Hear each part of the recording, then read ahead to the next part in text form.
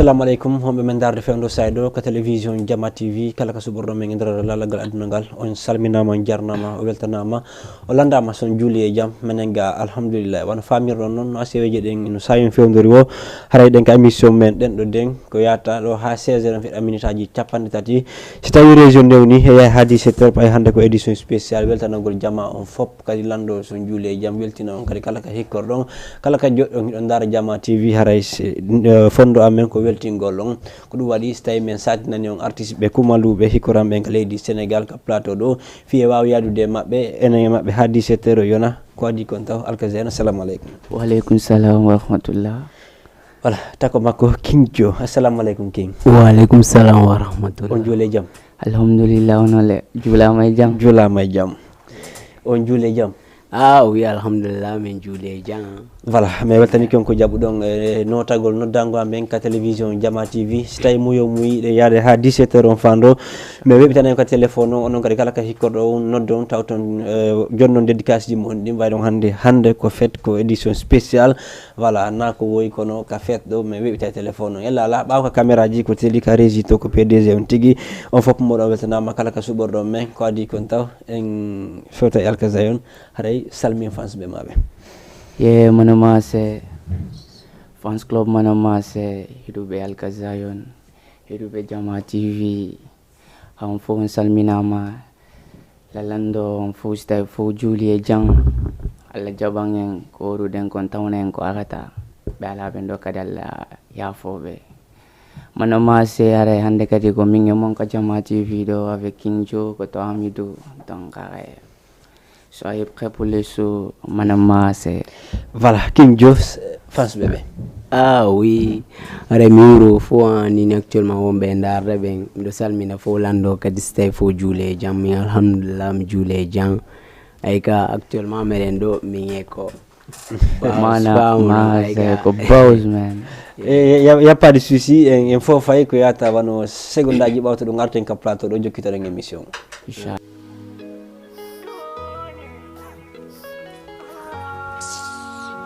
B, as-tu de Google là? S'il te plaît, tu de Google là. Non, arrête, s'il te plaît, arrête. T'es sérieux, Fala? On me dit que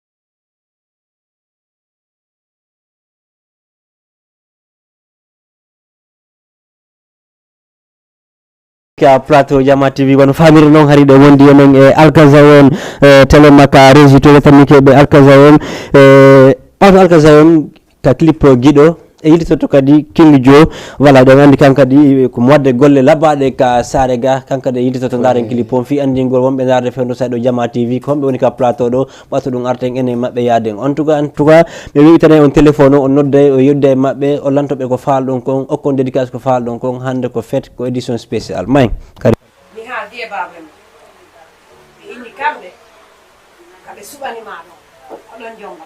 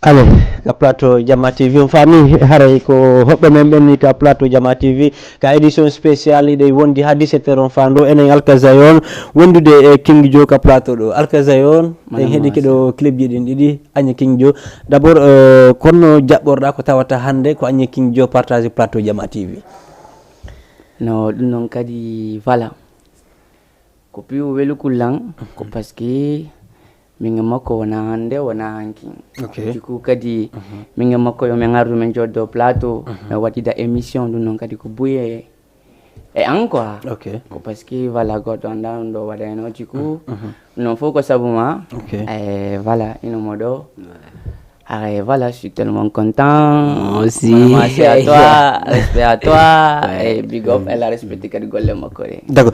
Manda hakkunde mo on ni so tawi ko musique on andiri on ka tari don andiri avant ni don arde ka musique.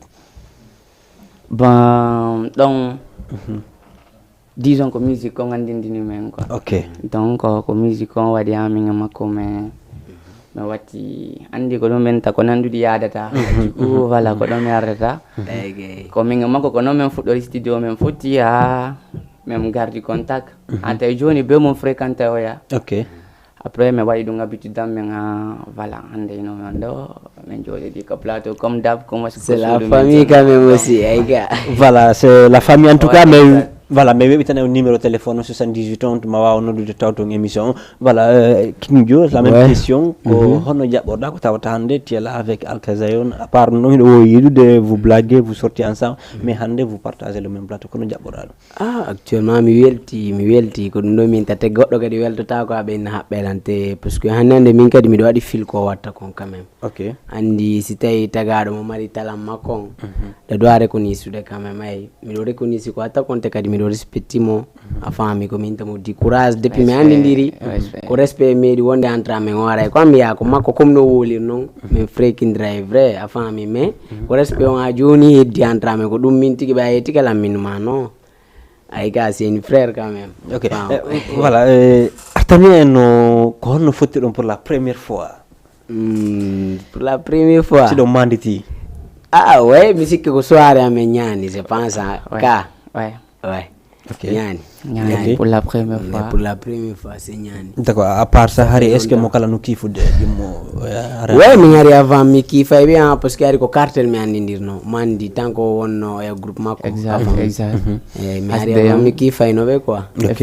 Depuis avant d'accord est ce que ankadi hari a heɗoto King Jo ko ɗum way dandi si bemo wontiri sengo donc ankada imude si goɗɗo waɗi hito hella ton tawi voilà rimerji ɗin arre ko carrément ko adi ko ankadi ne komboni on ɗon a wumpeto yoko kifamo donc no yaari kifa men andi wa il est bien kankadi la même chose mi kifay mo mais finalement ari men andindirano quoi. Voilà ay goto kadi attaque yahugol vers o ya à part on fottude voilà ko ñani no yewtiri ɗo non à part ɗum haade a yiya musique ji makko ɗum est ce que non ouais vrai mais ɗum newi de ɗum ɗo mom newi quoi est ce que waɗal 3 ans ni ça mais machallah 2017 je pense men andindiri ɗum noon kadi ko bouillon e piiji buy kadi men konti waɗugol voilà hakkunde amen yo pas souci en arta ɗum no joni neɓi ko natuɗa ka musique depuis natuɗa ka musique ko honno jaɓɓorɗa no wonɗa yarude no honno yiɗɗa no wonɗa yarude no ka nder musique we no monno yarude gonko ɓen tokkon ko coppel escalier par escalier quoi parce que goɗɗo sotata fof hoccoyo to quoi vi que mi mari difficulté ji bus nder ton quoi mais min ngay tun alhamdulillah quoi parce que voilà jamanu waro à un certain temps nawni fala décourage agol parce que million wona sir quoi na fo idamma na fo voilà ari ha tay il faut que mi continue quoi mi continue kadi hay si tawi mi heɓa waɗo lan appuyer ni après mi yaada e ɓen ɗon mais hay joni ko ɓemi fuɗɗodunoɓen pour l' instant hay joni ko ɓen ɗon wonde mum hay si piijigo waɗale mum mais la gandi voilà moi je vais faire de mon mieux no mi yaha yeeso inchallah. D'accord voilà tu fais ton mieux fino wawa yarude yeeso mais sa dari ko fuɗɗotoɗa ko natata ka musique ha ka fewni ɗo quand même haray évolution ouais no piiji puissance ok voilà piiji puissance parce que joni ko ɗum wayta mi suuɗoto voilà c'est passé si mi yeehi ka concert ji sinama Alkazayon yawde mi yeehi réaction mi suuɗoto quoi ande wela fi seeɗa no satti ko tawata ko hammuɗa o surtout kaare ko moni ɗo min ko ɗon mi fuɗɗori musique Médina nami wela weltaniɓe salmina ɓe ɓeɓe Médina ɓen donc ɗon kako sawwallan joni presque min nata fo no andilan mais mi susata yaltugol ko yaasi quoi donc kay jamanu ko fuɗɗike ko amuda ko zayon non tun taw no welalan no weltinalan parce que avant hari ko min ma Dakar goɗɗo andalan goɗɗo manda goto e joni ça va donc alhamdulillah ko ɗum holli puissance bien haray wiltoto kadi e kimjo haray an kam neeɓi ko fiɗɗa musique on amari clip ji boyi e single ji e ko honno kono waɗi taw ha suɓiɗa musique on voilà parce que an hari e wala bal émission mais quand même alka o meeɗi feɗude ɗum ɓen non min ko naati la musique min ne annande ko sama kala tun ni parce que mi fréquentayno min e boyɓe depuis avant min hettuno musique ji wono gonfoli honorable idéal ko mi arno Dakar pet min min kadi miɗo faala ɗuman ɗo genre ɓe grand ɓe ɗo a faami du coup oti chaque fois tan dara ko instrumental o téléphone mum koto am mi wujjeyno Nokia o ke tawsman ko yalti tun 2010 tawsman 2012 Black Family après yaltino yo clip mabɓe a faami ko mama ɗon après tay mi wujjeyni tawsman ko rap min fuɗɗorno nami ko rap mo ɗayno mais faamu quoi ya alhamdulillah depuis kadi mi fuɗɗi yettude Allah gonga ɓe simi fammi ko an suɓi musique on na musique on suɓima min suɓi musique o bien aray ɓawto a suɓade waɗugol musique on mi anda so tawi ko ƴewta guine ara ga hari fondement ko waɗugol musique ka tawi ko waɗugol métier ka ko famille on tun aduna maga non min ko janngugol addunolan ɗo ok avant mais après yami yalti janngugol mi naati métier après ba mi naati métier après du coup mi naati yimugol ngol voilà sattende heɓanno ki tere makka famille ton ɓaɗa andi enen famille ji men si ayni a yimay toon taw ɓe adde taw kaƴe ɓaɗa ka laawa non ɗum no ñakkata DJ ɗa mbiyan tigi ɗum no hannande min nayi enen mawɓe men ɓen en tawraɓe ɗum noon tigi tigi feccere minta min tigi goo min si tara andi baabe an tigi tigi sa yi laynay non c'est impossible a faami mais ko Allah watta kon quoi ko woni o ko Allah watta quoi ay ka kono no yettirɗaɓe ha ɓe jaaɓi a waw luttude kam musique hande non min mi woni nan wuuri ok non mairon ala probléme a to ko si peron kan no ɗumen no min nene ko ɗon wonay no probléme d'accord mais est ce que maire non no satti mom no satti condition ji ɓen sa musique on koma respecta ɗum ɗo hara waali ɗum ɗo nder toon no ɗum no ñakkata par ce que hononde mawɗo ma o ko mawɗo ma tu wata wonde kono noon tu watama jabagol ok est ce que a faami kono noon tu watama wajagol kadi kono noon tu watama wolde piiji mettuɗi min ko ɓen ɗo nende noddetala inna a waɗ ɗum ɗo ittu ɗum ɗo waɗu ɗum ɗo en ɗo mi waɗa ok a faami d'accord no de condition ji ɗi ɓe jontamadi kuɗa andi himo wande si pulle mima ka yimoɗo ɓe sikkata taw ka bandiru jandu di coup arana fuɗi ok a faami mais quand même a wawi ɓe rasirude annanaɓe tigui tigui on maintenant que avant min nayi ça fait deux hari avant mom chaque jour ko accutu mais joni ça va alhamdulillah miɗo tori Allah kay o continuer ni a ɓurani quoi ça marche alka aray heɗoto musique ma bo quand même tu chantes bien parce que yima giggol voilà a jaride man non c'est normal ko mon giggol wonde donc il faut que naaden giggol ka ɓerde jamanu ngo d'accord yewtindiranen piiji gono ton c'est normal voilà ono jaaɓe fiɗi tawaɗen giggol voilà ɗum tigui mi falano wattude voilà jiggol ngol no heewi fota ka musique ji ma et ça va quand même parce que jamanu no apprécie de mi anda ko honno woni inspiration ma on kontoɗa inspirade fi walgol so tawi ko gurna an konoɗa wurde ko so tawi ko jama woma yewtude ko honno woni oui ɗum woni inspiration on ɗum noon ça dépend e moment on ok e moment on par ce que a souligniɗo love tout mais la waɗa sonji ala kadi wona love mais no arde par ce que ɗi noon fof tawa yaltali ok du coup kono sayo ardata noon ko noon mi sifitoto donc ɗo ino ko ƴettoya ko woɗɗi ƴettoya to ma to ƴetta ko woni kon e an du coup tuma yalti o wode komi sifito quoi voilà so ƴetti wone clip giggol ngol par ce que ɗon peut être haray ko ma ittuɗa ɗum no iltisoto ka régi par ce que jama on kadi ɓe tawa émission ɓe e jetteɓe assalamu aleykum Waaleykum assalam. on jarama de Malata. janto min nodda men honto En parcelle. nam mo honno makete ɗon Mate say. ok meɗen heeɗi o Ko non ɗumɓe ɓe mari ko concert ɓe mari. non na concert ɓe mari de Ha? na concert ɓe mari ko ɓe ar ɓe weldina jama ndaroɓe télévision ɓen ka juldere ɗo fa fijangollon ko fijangollon Tigi. Ok, ana weltanama toujours ko wiyeten donc kami lamdiɓe guule jam.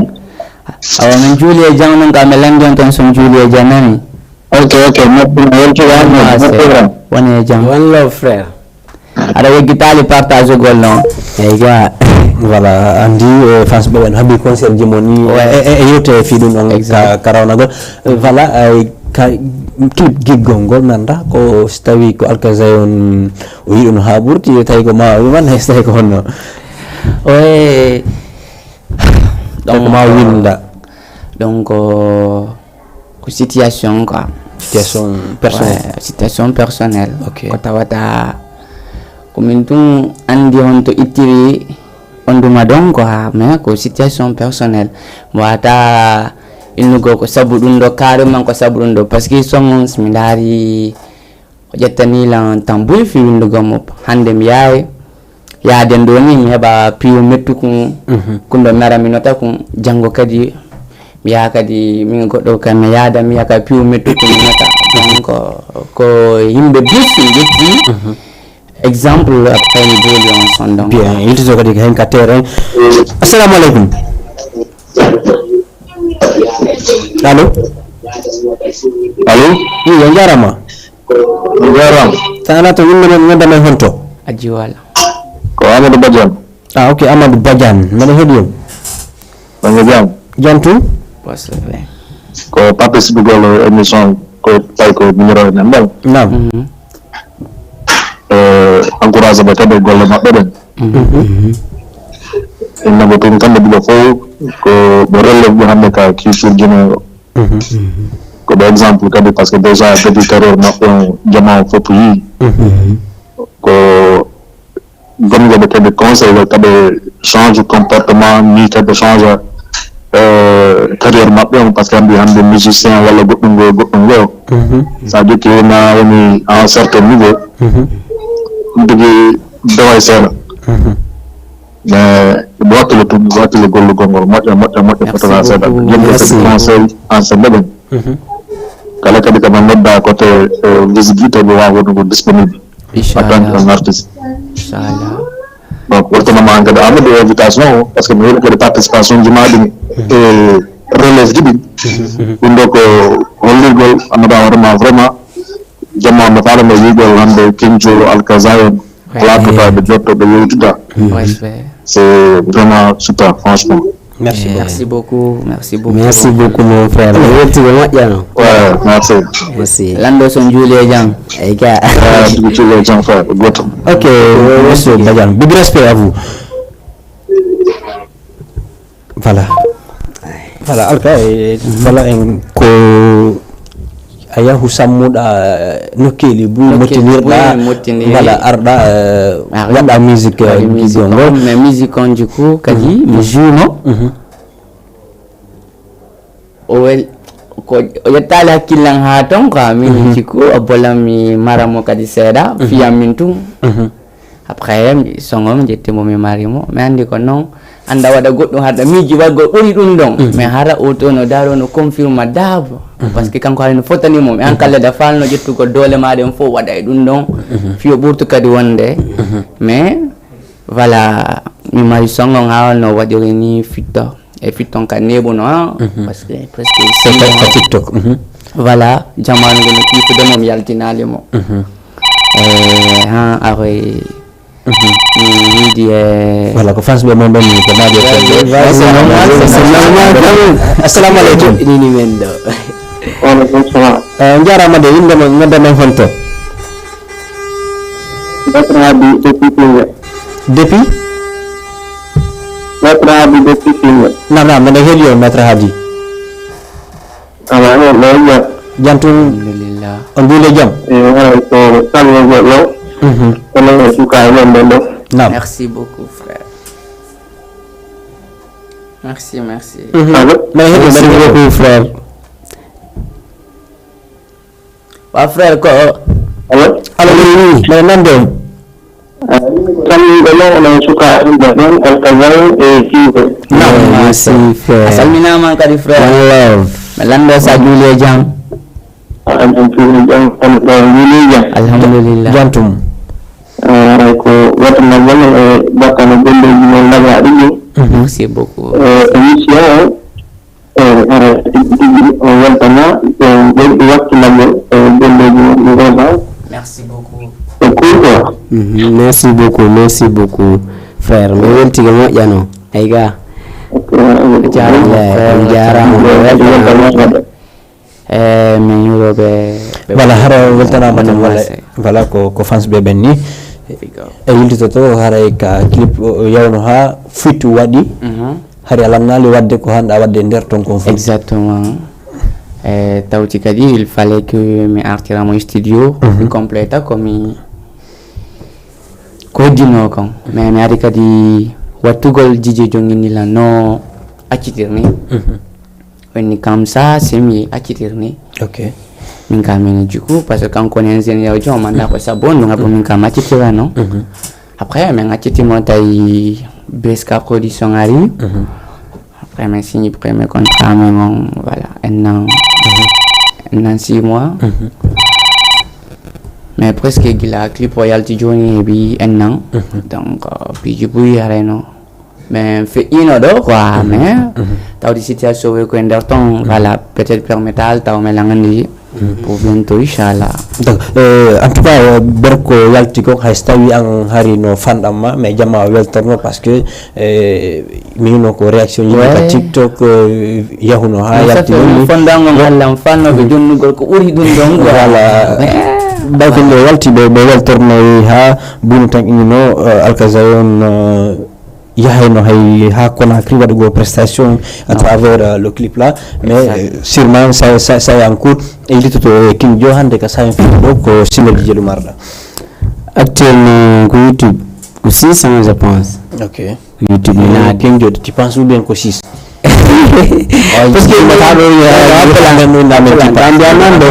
no hannande min si waɗi pin hara mi ɗo comme no ɗo woli mi hara ɗo yawi tellement que a yejjitay ɗum saguma hara koko arta ɗon ko ok watta ko hakkille ma min diku ko non mi way mi waɗa ɗo ni joni wono exemple Jomba naati walla haala mi faama hara hande kam mi yiɗata heɗogol songo min tunde sinara mi invita nokkugo a faami mais hara an chaque fois nta inni anda yawi ɗum non ko amin ko non mi way ko 6 de woni ton ko YouTube taw mais non mi ɗo projet ko clip ji jelu won ton haalumi faama lekki wala Jomba naati d'accord voilà inuten ka Jomba naati ɗon voilà ko fittiringi waɗa mais so ndayi kam clip ko an tugum woni yaltiti nder ton kon woni e lawn tigi tigi baye hannande min ko mon ɗo mi ala ménage mi ala da producteur ko ménage monumentara ko min tigi mo ɓinde am a faami si tawi piijugono ton a faama mi wata explique de ɗo fiyo fo faamu quoi a faami hannande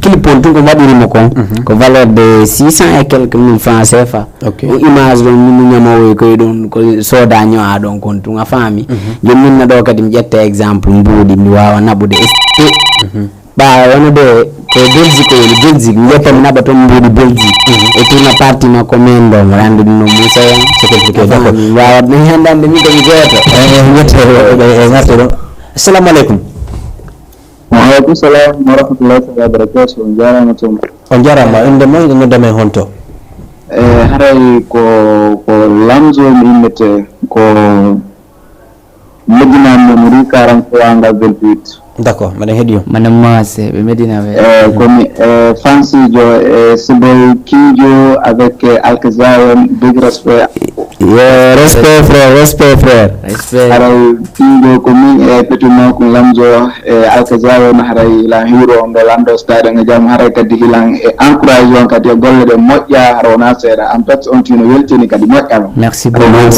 merci frère merci beaucoup Bappa Lamzo madame Massé ara kadi ilan weltano ɗon kadi grand jo moƴƴa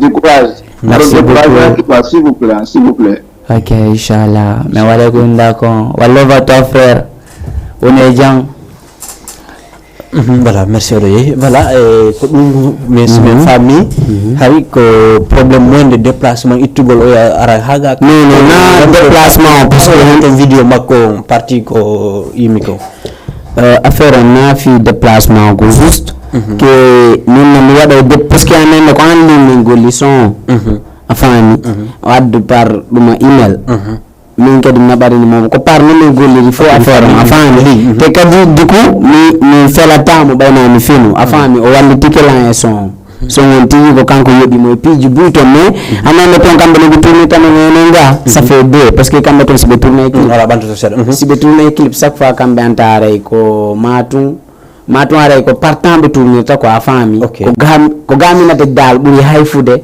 piji din ton parce que leji din ton fonu série parce que ganna piji bu non faalu ndare ton no tournera ara diku o yaltira ino me après ni filonesi ni bayna kadi mi yaltin clip on exemple wona suma yande fe ini woni balde men tourni clip on timmutuno don ko yaata 4 mois clip on no wali o montaka fusdu manaka après min diku abbo mi yaltinamo c'est mieux avant mi yaltinimo donc c'était pas possible waltu vidéo seda ka wonto ngadira ma kadi parmel no wadi songonno diku anande andare mo be mun wodi mo wondi afami diku kanko falno lan wadande dum mais diku andi nyakata anande be wobbe ne sa jetti telephone wadi filmage on a jippini valeur artisan andi mo be mun gade ide mun andi anande pullo ene ala ko zizata afami no fandi pingu en wolta quand même afa mo no jettude tum wada telephone mako exemple dum ko nombe be ine ko manque de cricket ji wada ko afami diku mi acciti no wadi simple quand même quoi pour c'est mieux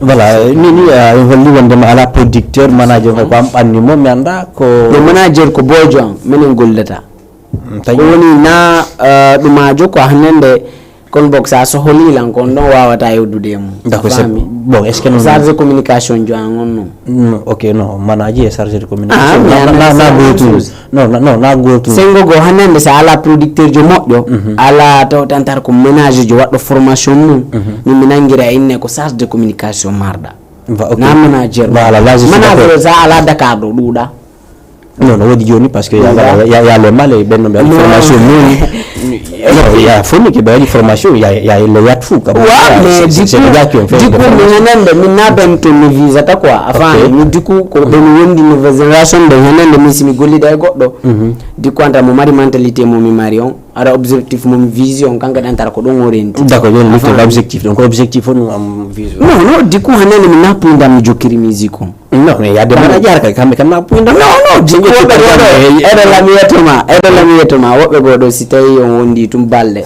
afami entre manager ji ndo ma tama explicande afami mi hanande alhamdulillah afami minata ko mi woni don alhamdulillah mi yetta Allah quoi ko mi toroto kadi Allah beydu afami il faut faire des démarches quand même Kinjo tu fais de très bonnes choses qui dimad mais là-bas tu fais de bonnes choses d'avoir inspiration hande ka ça on fait ni do tu dois avoir un manager professionnel oui mais si Allah tawdu man mais projet no abbe kam mi hawja ko hannande wobbe proposer la mais si tawi mi sagomenta mi falate on harana exemple jogoto do no ukkere artiste be kadi afami min wata inde manager jo jogoto wono valeur de 5 artistes ina jogoto lan e yondirane gonga kam fion no wata andi ko fion c'est ala moyo antigi manager jon diku an ko mentalité ora ma ne yarata afami parce que anande il y a des jalousies entre nous menen tigi ton no wodi jalousie woni entre men artiste be parce que na fo yida ma quoi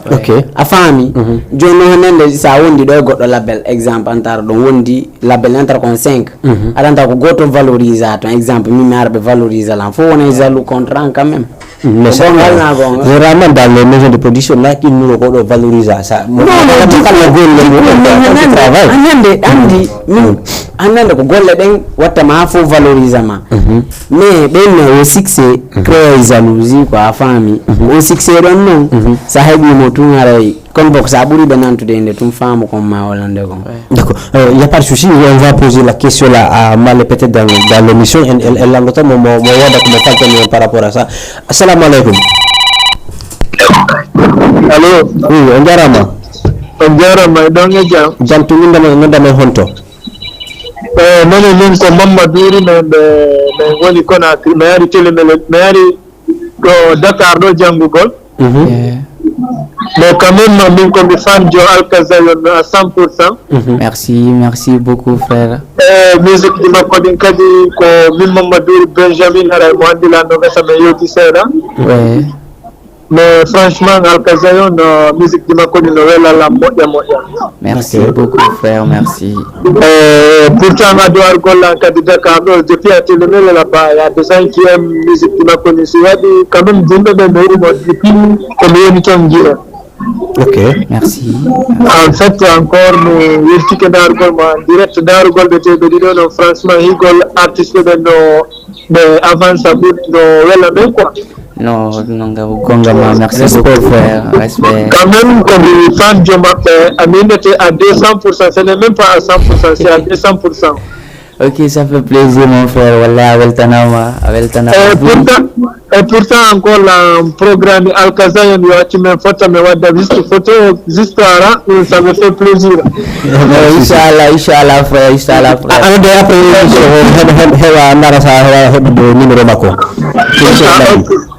Ok, Dirian, quand même, welcome to the Didono, Kondargol, mo and direct, big one, la hanky, we don't have between and direct, Mako, few minutes, or a Miola, Jama, and Gento. Merci beaucoup, frère. Merci. Quand même, quand même, the Didono, la validité de la multi à la base de Waluga. Allahumma, frère. Ok, Dirian, donc, concernant le cas de mes assistants, Inch'Allah. Manama, c'est à la Saboya, frère. Wallah, toi. Ok, Dorian, mais pourtant, programmant, on accepte à faire un tir de photos, je vais publier ça, je vais avoir beaucoup de commentaires. Inch'Allah, frère. Voilà, merci beaucoup. On va l'envalider, merci beaucoup. Merci beaucoup, frère. Wallah, frère. Merci beaucoup. Voilà, merci beaucoup. Ok, merci beaucoup. Voilà, il se toka régie. Voilà, teli a wala me clip Al-Kazan guido no matu dum arta ka deuxième partie no wodi piji bu ko yotte kono ngarta to ka clip ji seda batu dum ngarte.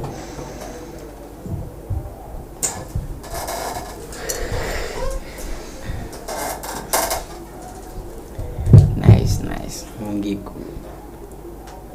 No.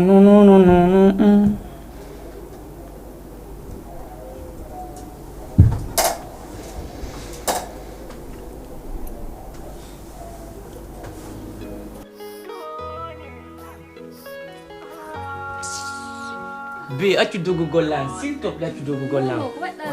Non, arrête, s'il te plaît, arrête. T'es sérieux, Fala? On me dit qu'il te marie. Voilà, on hettiti ka plateau Jama TV wano famirɗon noon hiɗen wondi e Al-Kazayon wondude kinjo spécial fête on haray hande kadi amen hiɗen ɗo wonañi mabɓe en seeɗal taw ko ɗum waɗi e télémaka affaire management to yiditoto ka teren ɗon wala won pondira e male fiiɓe ɓurte laɓɓinane kamɓen spécialiste ɓe ɓen ɗo c'était waɗi manager ɓe no ga walla ka sawen fe minen de diku na taƴugono minin mi andindira ɓen a faami parce que non yaafo mi sawmirelima ɗum min yanta ko foni to mi andi min anda male mi anda diku dañi min suivi émission mon onon ɗo wadda oɗo ono de magada a faami diku ko woli kon piiji buy ko ɗum wonɗo ménager ɓe bussa calculé ala ɗo ara si tawi ko tigi annene ɓe du haƴƴidde artiste joɗo antara ɓe yoɓa e mo ɓe ittamo ɗo ɓe naɓa mo guine o joua minen ni nouveau génération minen anta ko ɗum kon paha ɗum min dowa wadde quoi kala jogotoɗo men mo dowa min de valorise on tigui tawatantara jonnayi mo ko dowa kon quoi a faami mi annande comme bo artiste joɗo appareil bo nouveau génération comme bo itta ɗo yoɓa caché naɓa guine non attends voilà holle mal hewtiɗo assalamu aleykum PDG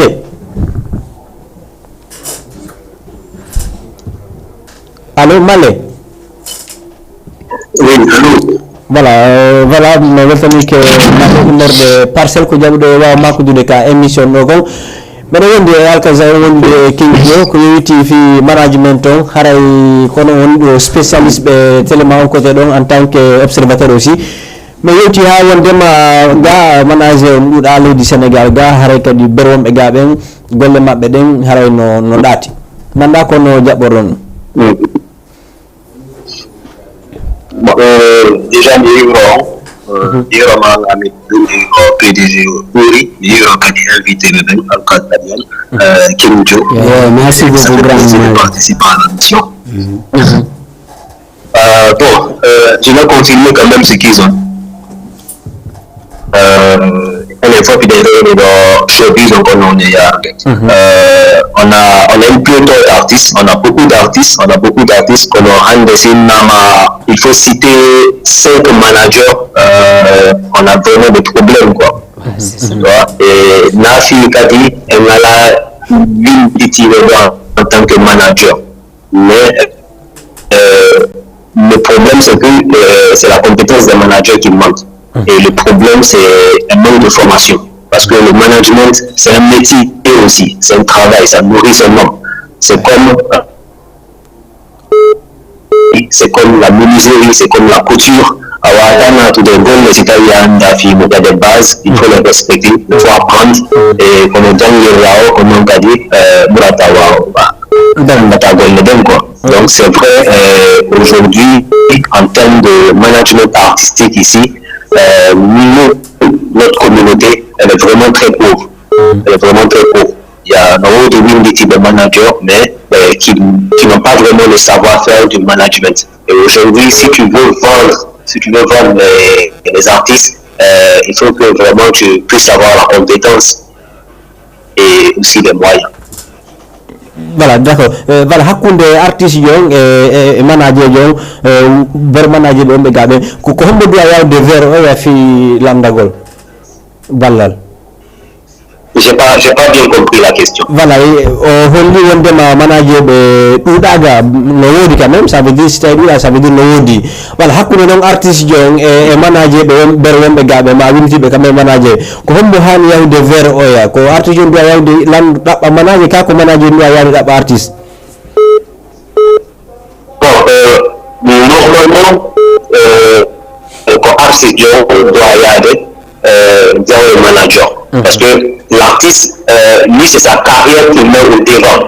Comme on le marque, il a besoin d'une équipe qui va pouvoir lui faire franchir les étapes pour faire de lui une star. Donc, c'est dans son intérêt d'avoir un manager qui est compétent. C'est pourquoi c'est l'artiste qui doit aller vers le manager qui juge assez performant pour pouvoir lui faire franchir ces étapes-là. Sinon, je suis une personne lambda qui n'est pas compétente. Aujourd'hui, je veux que tu sois mon artiste, je veux être ton manager. Tu vois, alors la langue du Ikainata, lui, c'est dans son intérêt d'accepter. Donc, on parle de sa carrière, on parle de sa vie. C'est lui qui doit sillonner ici à Dakar ou peut-être en Guinée comme il veut et il va se dire, celui-là, je pense que c'est un bon manager, c'est lui qui peut me faire franchir les étapes. Donc, on doit lui faire la bonne du gouvernement. Après, payer au tas, après faire mon délire, et puis voilà, il commence le travail. Donc c'est plus intéressant pour l'artiste de se déplacer, d'aller vers le manager qu'il pense avec qui il peut travailler. Voilà, c'est un diganda tigi no ayi ma ayi na golle mo gana ma ganta ko honno tigi andita odo no gayna golle den odo sembe manager. Yeah, mi yala lande mo ya de loko. Voilà, mi fala andude ko honno artiste yo andirta wonde ma o manager jido no gayna. Bon, en fonction déjà ces anciennes collaborations avec les artistes. Parce que je me dis, je vais prendre un artiste comme ça, je prends par exemple Guadamaga, un artiste que j'aime bien, tu vois. Guadamaga, il ne va pas aller choisir n'importe quel manager, comme Wanda Kakamuliedo.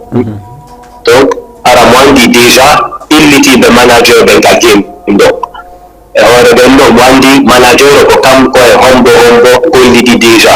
O yi résultat ko be wadi ko. Et en fonction de ça, on va atteindre le goal, ko gaino. Je pense que tout lidi il a pu faire de très bonnes choses aussi. Donc je me dis que même quand il va pouvoir faire de très bonnes choses pour moi. C'est en fonction des réalisations du manager, des réalisations qu'il a eu déjà à faire. En fonction de ça, tu pourras définir s'il est bon ou s'il n'est pas bon. D'accord. Évolution. Mais quoi qu'il en soit, un manager, quand il discute avec un artiste, il doit aussi proposer un plan de carrière. Tu vois? Donc, il doit avoir un plan de carrière pour pouvoir aussi convaincre l'artiste. Mais tout ça, c'est dans la discussion. Tout ça, c'est dans la discussion. L'artiste, il va dire ce qu'il veut. On peut faire la d'ici 2 ans, 3 ans. Et le manager, lui aussi, il va lui faire des suggestions, des plans d'action.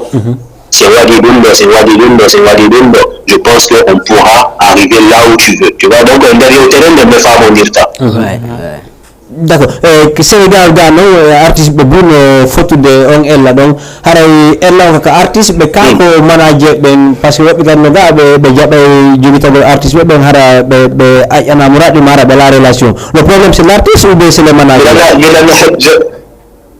j'ai pas bien compris. Voilà, nini Sénégal ga artiste ɓe men wonɓe ga ɓen haray angal évolution maɓɓe on ko kamɓe woni ala yahude suɓo gayno ka ko manager ɓe woni ala gaynude ko honto probléme woni c'est les managers ou bien c'est les artistes? Bon déjà gaynoɓe no ɓe luuɗa tu vois alors que goto tout wata joguita ɗon 4-5 artistes c'est pas possible tu vois gaynoɓe tigi ɓe luuɗa en tant que manager donc ɓen noon kadi ɓe wata goto maɓɓe to gollida e 4-5 déjà que artiste ɓen no ɗuuɗi tu vois donc l'idéal indi anduɗo ko management artistique ko faala wadde l'idéal c'est qu'il essaie d'aller se former e hoore ɗum kadi artiste ɓe hay si tawi ils ont des managers actuellement no anda himɓe ɗo ɓe gaynata artiste ɓen tigi yoɓe waajo ɓe gollidata ɓen yehe formoɗo tu vois il faut que les artistes aussi ils puissent inciter leur manager à aller vers la formation aussi. D'accord. Maintenant, du côté des artistes aussi, bon, je ne vais pas dire que tous, mais généralement, les artistes ici, ils ne travaillent pas. Tu vois, ils ne travaillent pas. Et ils sont, certains prennent la grosse tête. Tu vois, donc le métier femme, de Kabata, et comme les écoutes des managers, c'est leur employé, annuellement. Alors que c'est une complémentarité. Bon, ben, à des 50-50. Il y a artistes qui ont des patrons, il y a managers qui ont des patrons. Donc, il n'y a personne qui est le patron de l'autre. N'a artiste qui ont commandateur manager, n'a manager on dit commandateur artiste. Et c'est ce que beaucoup d'artistes n'acceptent pas. Tu vois, ils veulent donner des ordres au manager, alors que c'est pas comme ça. Mais normalement, le manager, il est même plus le patron de l'artiste. Je dis normalement, un Jimmy, c'est pas vraiment le patron, mais l'artiste doit écouter les consignes du manager. Parce que le manager, il n'a pour le bien de ta carrière. Et il doit accepter de suivre les consignes du manager quand il sait que ça va dans l'intérêt de sa carrière. D'accord. Alors, on a mis que alors, Malé, un dernier mot pour les artistes et managers. Bah, surtout parler aux artistes qui sont invités là sur le plateau aujourd'hui. Moi personnellement, je suis fan de la musique de Al Kazayan, personnellement. King Joe aussi, j'ai écouté ce qu'il fait, et ça m'a vraiment plu. Et on ne le dira jamais assez. Il faut qu'il continue encore à travailler. Alka, il a fait un son qui a très bien cartonné, qui a très bien marché, mais on l'attend encore derrière. Tu vois, c'est un talent, il a beaucoup encore à prouver. Tu vois, il faut qu'il sache aussi, je parle aux deux, il faut qu'il sache aussi qu'aujourd'hui, le talent seulement, ça ne fait pas vendre. Le talent seulement, ça ne peut pas te faire franchir d'autres étapes, quoi. Il faut savoir se faire entourer. Il faut avoir une très bonne équipe. Aujourd'hui, beaucoup d'artistes ici, ils font en Guinée, mais grâce à leur équipe là, aujourd'hui ils sont devenus des stars. C'est pas leur musique qui les a fait vendre, c'est leur équipe qui les a vendus. Tu vois? Donc c'est très important. Il faut qu'ils continuent à travailler et qu'ils demandent à leur équipe de se former. Voilà. Donc c'est mon mot et je les encourage vraiment à ce qu'ils continuent à travailler. Et puis voilà, bonne chance pour la suite de leur carrière. Merci beaucoup, Malé. Merci. Depuis Parcelles Assainies. Merci beaucoup, grand Malé. Voilà. Merci, ça fait plaisir. Ça fait plaisir. Et voilà, Malé, ça veut dire que l'artiste Ben, ah, no woli no. Si tay hanande da santiri da bugol. A fami sengo go minne bawi da way da bude me hanande comme no woli do non tunane o nima ko debi anda be me duda kanko tigo ni duda do ala do kanko tigo woni no nali ala no wodi to ga no me duda kanko tigi. Ok, je suis d'accord. A fami mi tigi la andi duda je suis d'accord duda mais bay no wodi il faut aller tenter la chance. c'est normal. Mais bah pourquoi pas kambe kadi hanande si tawi parce que hanande tagaɗo non mais après mi landi ke abolan tumi landoma hanande ami don wowtodira mi watade to na jango walla alka ar jogoɗa alan a faami non c'est pas comme ça nano yaade no a joni ar gollen a faami no ɗamari produit joni ɗamari produit golleteɗo joni diku déjà ɗamari produit gollaɗo mi anda siɗa préparude quelque chose en aro ye ɗum noon nini ɗamari produit tu as des clips tu as des single en yi ɗum noon fof joni c'est ce que tu dois prendre ƴetta ɗum o yaha présente a goɗɗinɗa miɗo mari ɗum ɗo miɗo mari mi golli ɗum ɗo miɗo mari kadi ɗum ɗo projet ji maɗi miɗo faala non j'essaie ɗum ɗo gaynoɗen ka terrain ko wonɓe darde ɓoni patron o yetteɓe ka téléphone assalamu aleykum allo voilà oɗo ɓeɗo yeehi ko wonɓe darde ɓen kamɓe woni patron émission kamɓe laami en y a pas de souci siɗa yiɓayda mari clip jiɗa mari single ji kono manguitata naɓa propose ana landoɗa artijo mais joni habbolan tumi landoma hanande ko min mari ko yeyete ko ka mais non joni abbo rek mi wata arde exemple e suudu minnama grand mi faala walugol ɗo miɗo mari ko mi yeyata janggo marché ɗa joni noon ɗum no ko yeyeten ɗon kon est ce que mimiɗo wawma hoolade nden hoolare ɗon fof par ce que annande carriére kadi goɗɗo jonnugol ara tunina gollen ɗum noon taw d'abord sen rix d'abord en jetta e goɗɗo goo vas y no ƴettumo assalamu aleykum allo oui on jarama ndu tawi volume télé on famodiren kono makketeɗon noddamen honto la ine buuba quoi mi hiwroɓe artiste ɓe ɗo nam ko toon no men noddude on no ɓe anditila sa ko toon no men noddude buuba mbaw ok mbaw voilà non na mbawde ko liberté 5 min toñirtamo noon rek manama c'est frère a salminama mi lando si a juuli e jam ken waaw koto buuba hono fewndi to no welde ça va la liberté 5 goy sa émission no welde de meɗen mbawa mo bappa on juule e jam janto onole ɓe piyali on ton non même pas awa allah en woni e jang waaw mi heerino rek alka yo manama c'est frère nahomu walla va to ça va alhamdulillah ino lang e jam hono fewndi to no wela kono yettude allah ono le ton no welde no maksude no yarde lawol quoi baji ɗi no yaade seeɗa men jooɗi ɗo men ndara a frère mi weltanima mi lando si a juuli e jam manama c'est ɓe kin wa bosiga nam ok wa afta yo merci way ok merci beaucoup voilà haray mi weltani ko on voilà ko ɗum ko winnoɗa on hannde ɗamari produit c'est ce que yaha vers un manager mo tañƴiniɗa no gayna voilà par ce que a wata non mi heɓalimo ko ate mi yaali aɗa ɓaali gari king non miɗo ɗaɓɓude jappade sisi aɗa ɓaali king aɗa ɓaali miɗo ɗaɓɓude mi yaali ha yondo lan quoi voilà je suis d'accord voilà mi yaali yondo lan haɗa mi wawamo jonde confiance an on par ce que anane min taw goɗo andi goo busɗo songolde ende 3 ɓe landoma page ma tak an sa ƴetti rix ma andane mene ko ɗon min holori a faami si mi ƴettinno fof mi jonnima yaldandu janggo seeɗa ndo al piw assalamu aleykum a faami du coup allo allo oui on jarama waaw jarama indema noddamen honto noddan ɗo e Grand Yoff Grand Yoff kono makete ɗo maɗen heeɗi on toon a hito gon seeɗa ka on ñamali taw o yette dialloɓe ɓeɗo ɓe yeehi ko yette baɗo o yette dialloɓe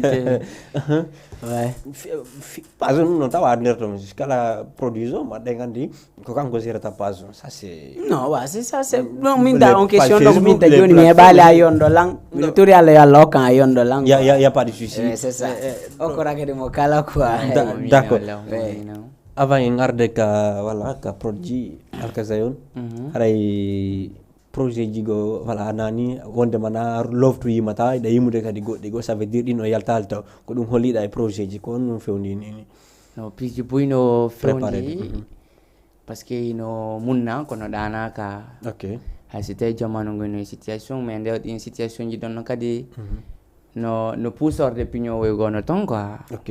Ko parce que boyi quoi. Parce que y clip on qui la yalti presque un an. En hay jon taw suite wadale. Voilà. Mais gongo benta kon parfois il faut bien reculer pour mieux sauter quoi. Donc la ngandi kongon sengodon. On togi hikori nini quoi mais aray piji buino arde onkul piji bus. Ko itti honde di foto ya samude. No do il faut que fin 2023 2024 non dans cette année voilà o année do tiki donc waday piji bus inshallah ko wadi à travers voilà les bonnes personnes waday piji bus ko wadi inshallah ya pas de souci voilà king haray projet ji din ko compte fewni da fewno se do bawto clip yombanate o yaltude. Non, mi yaltini no clip go après on yalti après projet ji di fewni da din bawto no yalti. Mi do e goddi go mi do e goddum go parce que ni mi do projet depuis avant a fami ko dum min gadi wadi mi yaltina ale a jondi ko mi do yaltinira clip peter gongo e comme no do woli no a fami anande be nem boddisi fala mawnude ko mandi suudo ay di ku ni meden suudi meden gollude mais inshallah mom a fami e dedo balle be yerek tanket ko a famu do be dedo balle pijugo piji kadi di be habbino inshallah de kadi di be sikano voilà ni de projet ji alkazair no projet ji voilà mi anda stawi do mari projet kadi mo kafudo ngono ni to mo kala non mari projet ji melen andi no heɓay non heɓay ka no wodi no heɓay no wodi awa exactement voilà est ce que ɗo mari projet mandanda ɗo mari projet voilà fi laɓa jama on featuring hakkunde no heɓay no ɓe habbori annande o plateau ɗo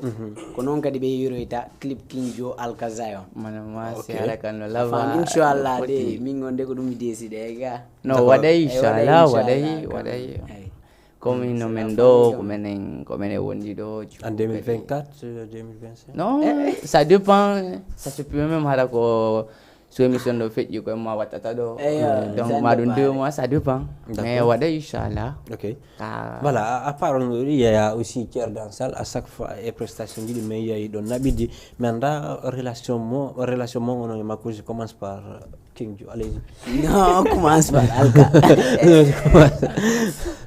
Ouais. Non, commence par lui d'abord. Non, vas-y. Vas-y. Bah ouais, jam tout on est entraîné, alhamdulillah. Ok. Moi andi mi do andi a famille. Du coup, comme easy. Dans le projet motawaton ka non, ouais, peut-être on sait jamais quoi famille mi ko do min tarek minangi. On sait jamais faut no wonde quoi. Peut-être y a pas de souci. Allez, Alka, Thier Dansal. Ouais, ciao. En tout cas, le public, on relève, on débat, tout va bien. Maintenant, c'est oui. Tout va bien. Ok. Tout va bien. Ok. Donc, on tout, one day, même les difficultés, on a connu même quoi, donc alta, mais personnel parce que mingi mako na hande mengandindiri comme c'est mes potos à moi mais on dit soudou donc puis du coup fait ya connait même quand t'as musique ou t'as même wadugol. Ok. Donc ya connait même les tons ça va et puis du coup quand il y a le tali mais à connait même temps mais mari puis rebu comme on fait la proposition au diamant donc no di puis du coup dal quoi mingi mako alhamdulillah il a bigo puis mo kadi mais pitchung kum parfois ko wada ko badung quoi il y a pas de souci. Voilà adobe préparant den clip King Jonto en yiltitoto hari mais sati no mado fi yow tu sais affaire staff je pense qu'avec ton staff pour le moment ça va. Ouais, là je préfère faire staff reporter nous non après quoi. Ça va. Voilà, c'est voilà que nous même fala no humpitade pour le moment ça va y a pas de souci. Tellement que région prépare mais non auto dum donc di arten mais ndara stawi ko be indi be préparer kon kambe di do stay ko gonga be yeteta goddo go. Assalamu alaikum. Ok, vas-y. Ok, do wadi pada. Non, ko yete ba tongo ta ko ga. Ko musiddo teli. Voilà, clip King Jom ɓawto ɗum men arta men dara so tawi ɓeɗo ƴiɗo wanna men featuring.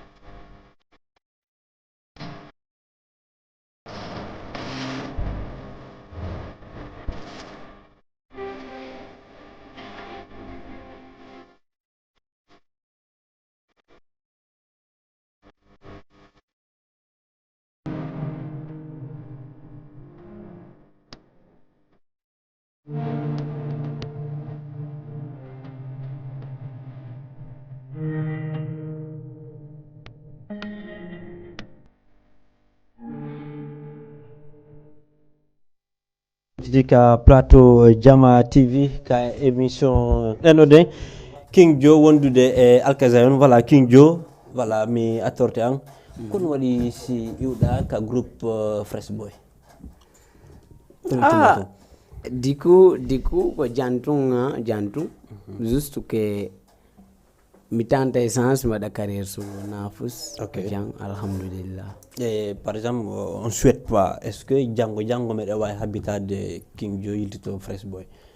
Bah oui, pourquoi pas. Ok, On ne sait jamais quand même la vie ay ka. donc ko ɗum waɗi e an ay wito me ɓerde ma nden tawla naaliwde toon tawɗa testude. No annande si tawi mi testay no woni ara mi holaki hoore am mi hottano ɗo mi sikki a faami digu ko gëm ma on tun watama naɓude piijugo no ton watama hollude kadi woɓɓe goo a faami siɗa hooli hoorema a faami goto wawatama arde utilise ma goto wawatama ɗumannade kadi. D'accord. Relation ma agne Hams Boy nini kon to fewondi? Jamme salam. Ok. Y a pas de problème. Ouais, rien. D'accord. Voilà. Télémaka régie men testa men dar stay featuring mo wa marsude ta voilà on va tester ka plateau do devant les téléspectateurs de Jama TV. Allez, Télémaka régie son hebulike may.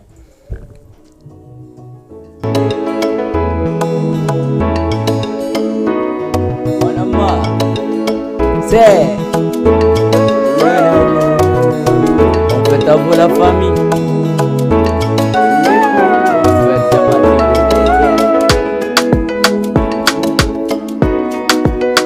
Manamas.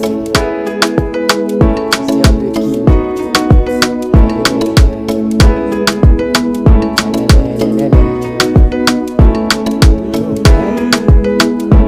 Oh na na na na na.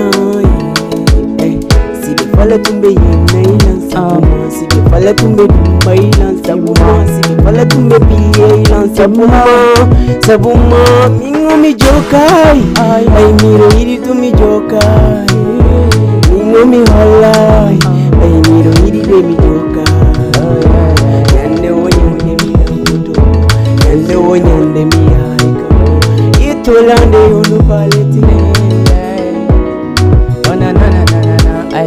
Ati adore loyal, ala wo loyal. Sidai, me ponte ya be dorai. La onendo gido yondo en continia hai.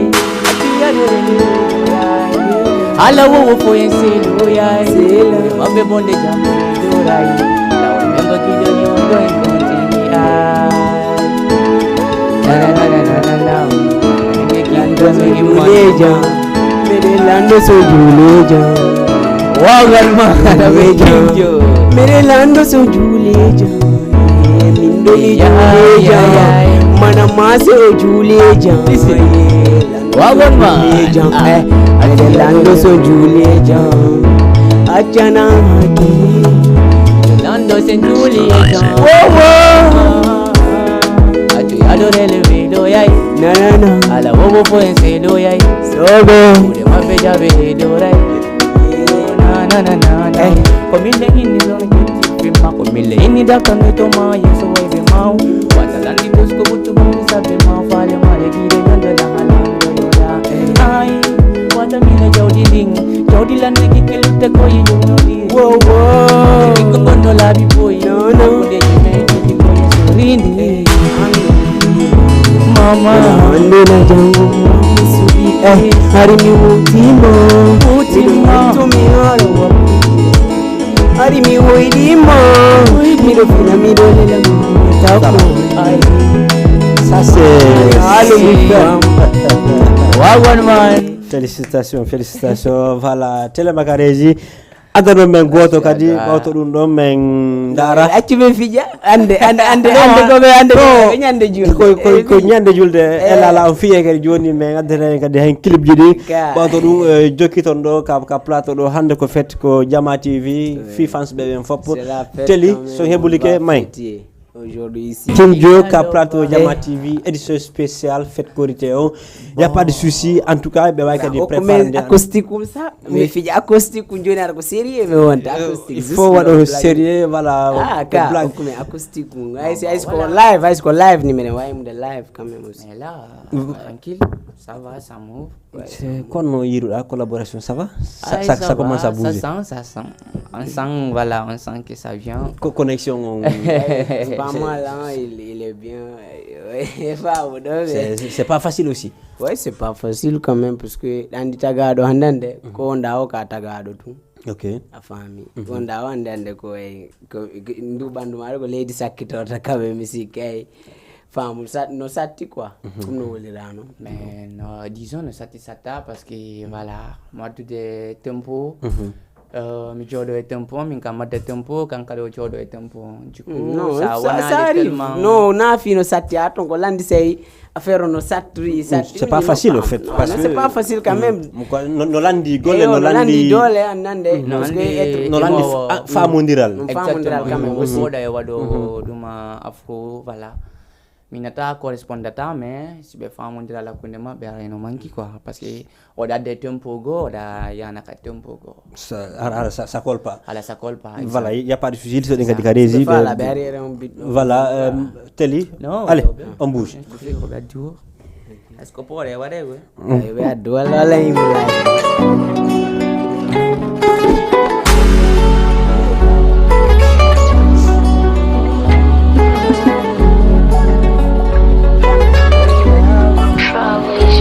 No.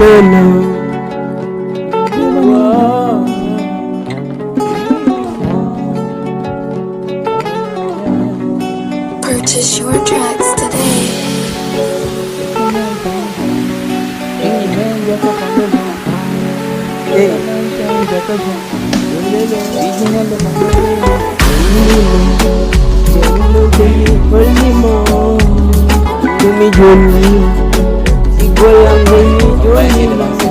Manama, oh, never remember faith. Man, what you say? Anything you might do, my oh, never remember faith. नम्र माना माँ से इसके बाद मानते न इसमें 40 बसे लाई मैंने तुंगे माँ बे तू बो माँ बे इले दे ज़वाली दे माना से इले दे ज़वाली दे हामी तू ओने दे ज़वाली दे ने दिना का सावाल ओने वाली दे Tambe wada ifaya koto habutu bamas na wada pada kuni pai wal fulawa wata siku mijanga ay yenu be say medo gai no to police mini arbita ay ye na na na na na na na na na kone ni yo awani unani lamngoro mi fala baba yo awani unani lamngoro mi hiri ni lo nyai mo be mo hiri lo mi dang ko to mo sobe ai ni mo mi jombo yai mo ko yon. Obay lang idi mo mi dang ko to mo. Obay lang idi mo mi jumbo yon. Jumbo mo. Woni kiyo yon. Palma jumbo de ko piya wonu tako ang. Palma jumbo de pi ko dang kanula nini ang. Palma jumbo de nini bay ka. Purchase your tracks today. Kona nene bibi ang.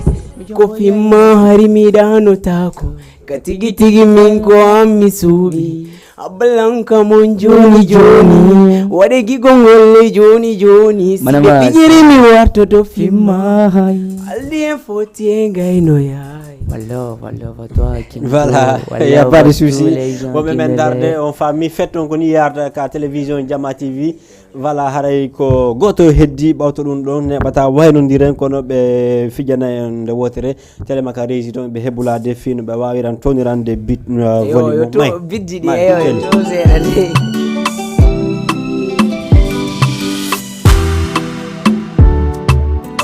Purchase your tracks today. Oh no. Sikude mi bigir mo dai natalam. Sikude mi bigir mo jam potakolang. Sikude mi bigir titi no lang. Kan ka titi jo jali di hai biya. Milabi poi min do mi do ma. Oto chema madun jama. Tau de bang ni handeng no suma. Ningo jampi kelanti o yeta kilang. Purchase your tracks today. Ningo jampi kelanti o waina kilang ye.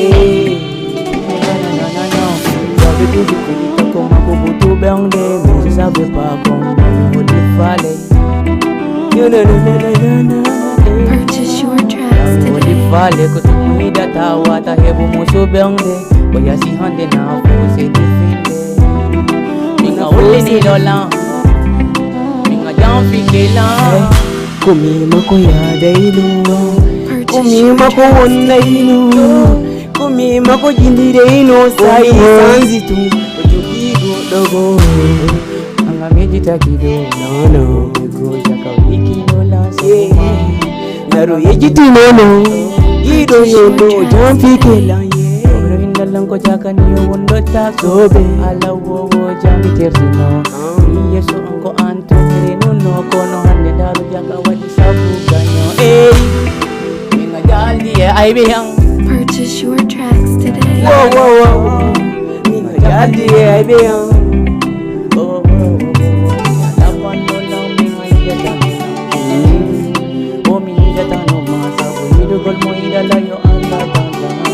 Purchase your tracks today. Minga yersini nola. Yeso ay baby minga jamfi kela. Minga yersini nola. Yeso ay baby minga daini nola ye. Minga yersini nola. No minga daini nola ye. Minga yersini nola. Yeso ay baby minga ulinda la ye. Yahuno minga. Voilà, Yahuno la régie. Voilà, minga jamfi kela. c'est bien, ça bouge, ça c'est bien, c'est la fête, ça continue. Voilà, là on a que voilà 5 minutes, on va faire 2 minutes. Voilà, Alkazan, voilà, on met clip guidon. Anya King Jo, voilà, c'est la fête.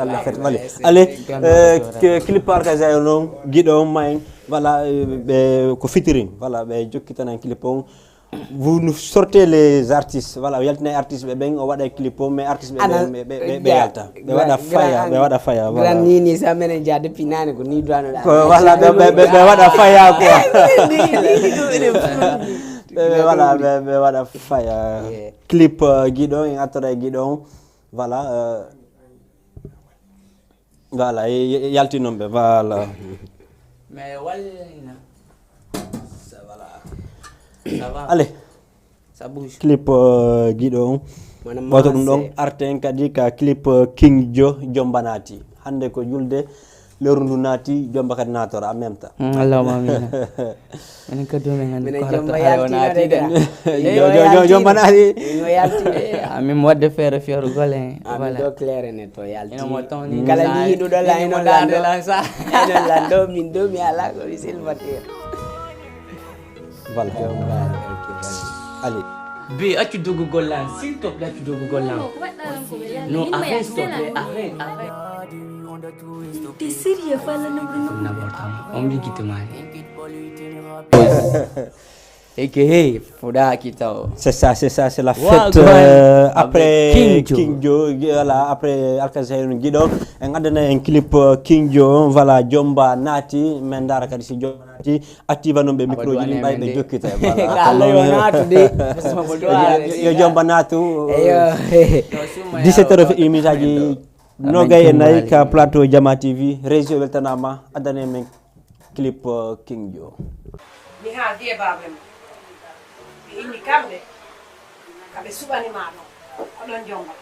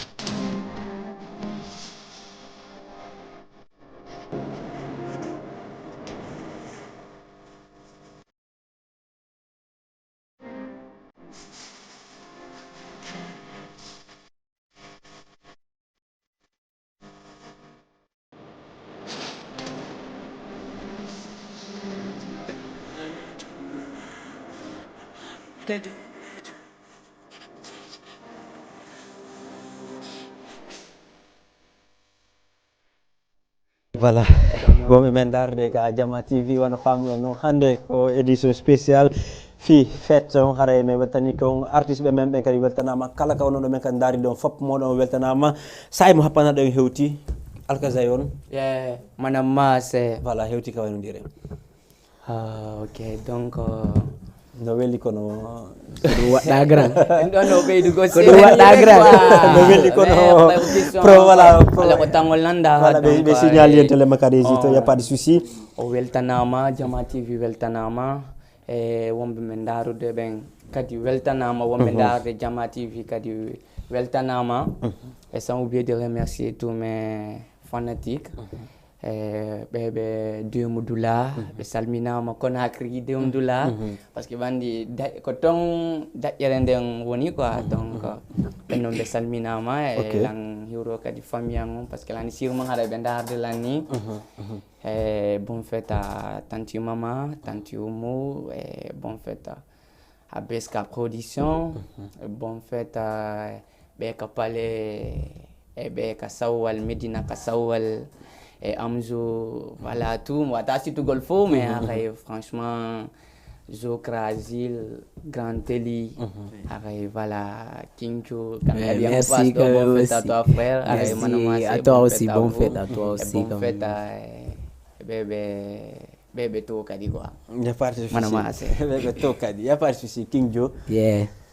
Are mi ke ko wayntor tamiɗo wayntora taw avant tout d'abord beltano ma DJ quand même parce que c'est pas facile e guiɗo jama mi weltano hannde min c'était on continuerie ni meɗen hooli affaire o menen kadi nouveau génération meɗen wawi lansagol parce que hannde ɗum ɗo no manki a faami min heɓa plateau monomantara a sohlay tuma faalla o a hendoto fino waɗira pium makum parce que ɗum ɗo min aru min fiji min jallina fus min yoɓa fus ɗumannake a faami du coup alhamdulillah ko am weltano te kadi min bon fête à vous aussi guiɗo jama et l'image paykum mon frère ayka Bouba Mouktar mon manager e Ablaye Yoff Wapale Warriors Lemiro iwdi pita fo iwdi pita gang fo mi waɗi ɓe ɗum sawdat e kenan min kadi ɓe darde lan ya fede kenan hare ɓaɗo jombana yara kenan no tonde eyo kenan d'abord mi